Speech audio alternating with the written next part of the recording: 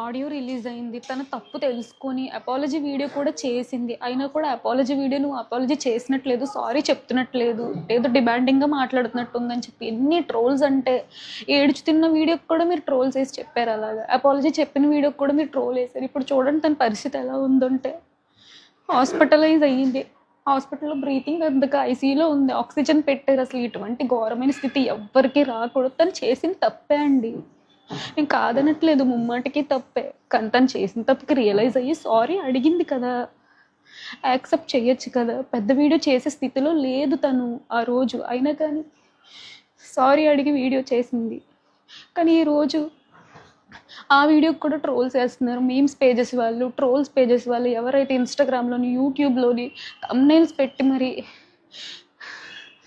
చెప్పలేనండి. మొన్నే మా ఇంట్లో మా డాడీ చనిపోయారు, 3 నెలలు కూడా అవ్వలేదు ఆయన చనిపోయి. ఇంక ఈ బాధ తట్టుకునే ఓపిక శక్తి కూడా మాకు లేదు. ఇంకో చావు మా ఇంట్లో జరగొద్దని నేను కోరుకుంటున్నాను. ఆ పిల్లకి ఏమవుతుందో అనిపించింది. పచ్చళ్ళ బిజినెస్ వద్దు, యూట్యూబ్ వద్దు, ఏమొద్దు, అది సేఫ్గా ఉంటే చాలు. ప్లీజ్ మీకు దయచేసి రిక్వెస్ట్ చేస్తున్నాను. ఈ ట్రోల్స్ మీమ్స్ ఏవైతే ఉంటే కొంచెం ఆపండి, మిమ్మల్ని రిక్వెస్ట్ చేసుకొని అడుగుతున్నాను.